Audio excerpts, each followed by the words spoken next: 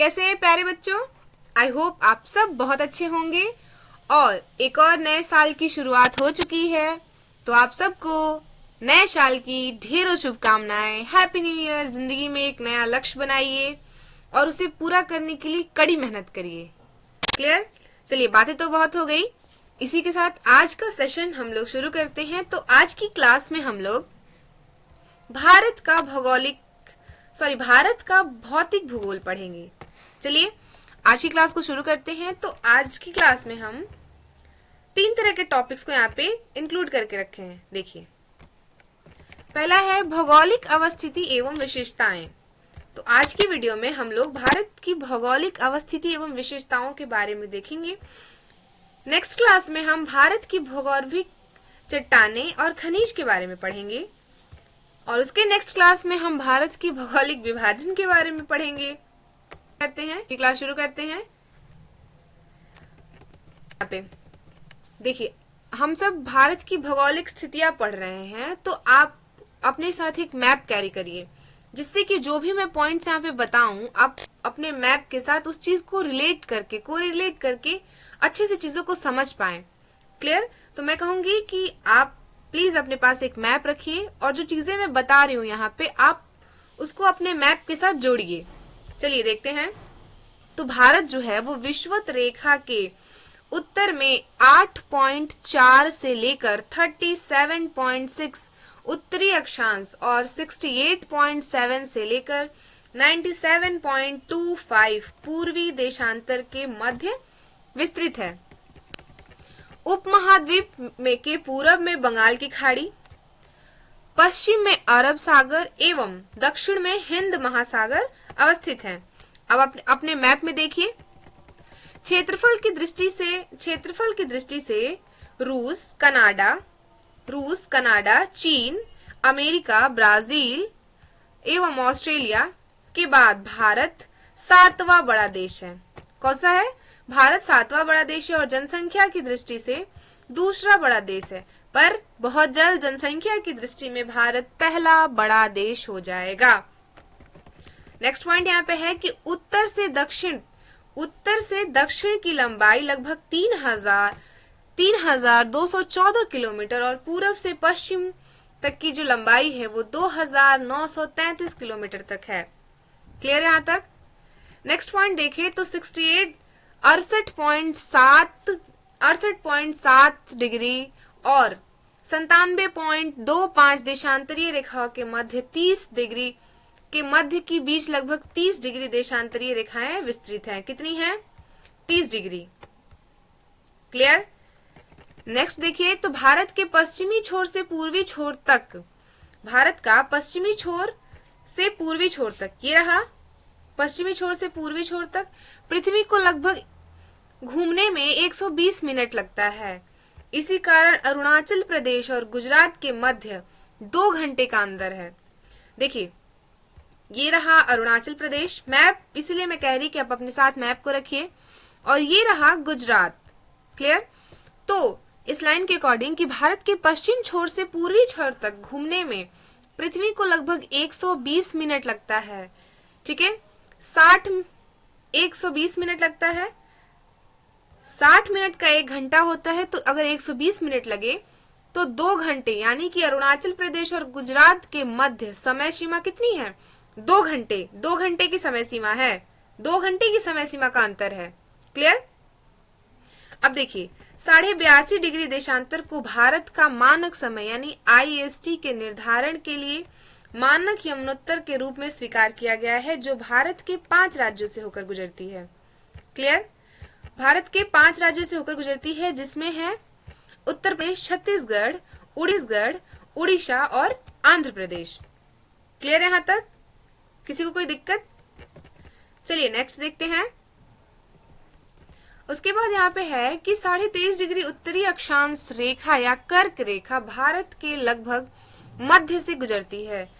कौन कौन से राज्यों से गुजरती है? तो यहाँ देख लेते हैं कि कर्क रेखा भारत के 8 राज्यों से होकर गुजरती है। कितने राज्यों से होकर गुजरती है? 8, जिसमें है गुजरात, राजस्थान, मध्य प्रदेश, छत्तीसगढ़, गुजरात, राजस्थान, मध्य प्रदेश, छत्तीसगढ़, झारखंड, पश्चिम बंगाल, त्रिपुरा एवं मिजोरम। झारखंड की राजधानी रांची और गुजरात की राजधानी गांधीनगर कर्क रेखा पर स्थित एवं मध्य प्रदेश की राजधानी नेपाल कर्क रेखा के दक्षिण में बिल्कुल समीप अवस्थित है। क्लियर।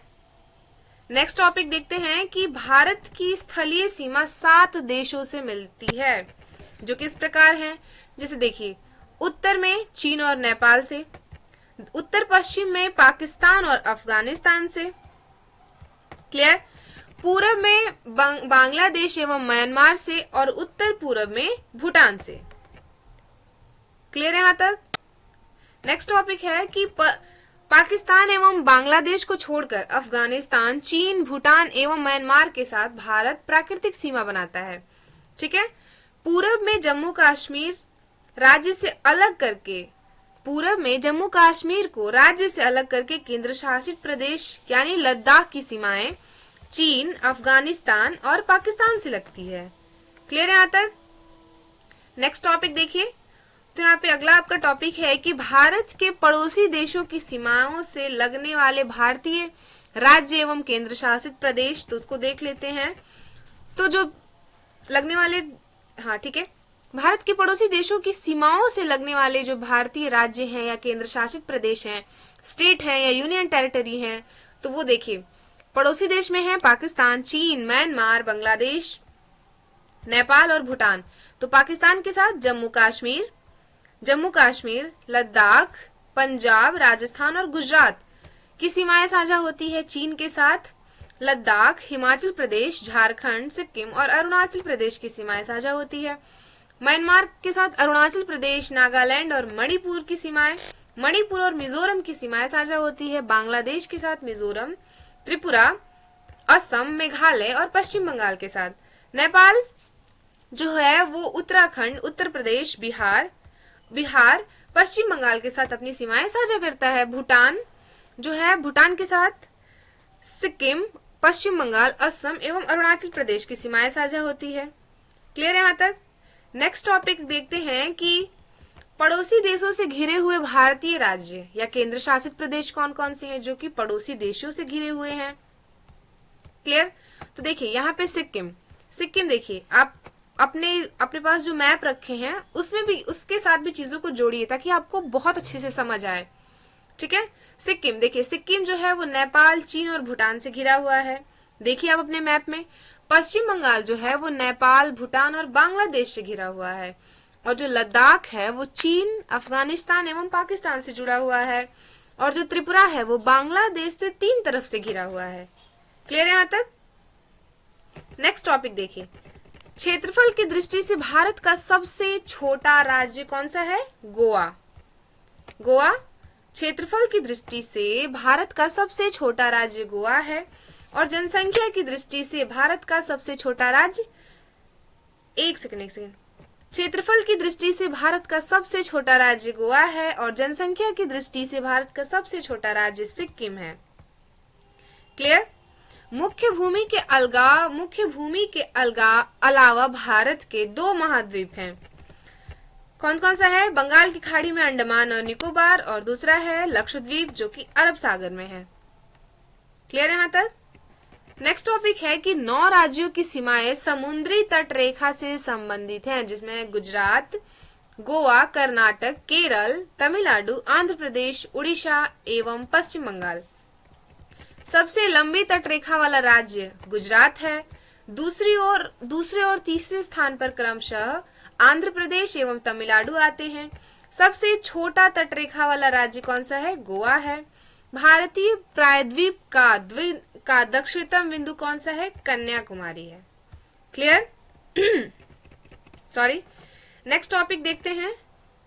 तो नेक्स्ट टॉपिक हमारे यहाँ पे है कि भारत का दक्षिणतम बिंदु ग्रेट निकोबार में स्थित है। ठीक है। भारत का सबसे उत्तरी बिंदु इंदिरा कॉल है और सबसे पश्चिमी बिंदु गुहार मोता जो कि गुजरात में है यानी यहाँ है। जबकि सबसे पूर्वी बिंदु किबुथु अरुणाचल प्रदेश में है। अरुणाचल प्रदेश कहाँ है? यहाँ। ग्रेट निकोबार स्थित इंदिरा पॉइंट को पिग्मेलियन भी कहा जाता है। इसी के साथ आज का क्लास खत्म होता है।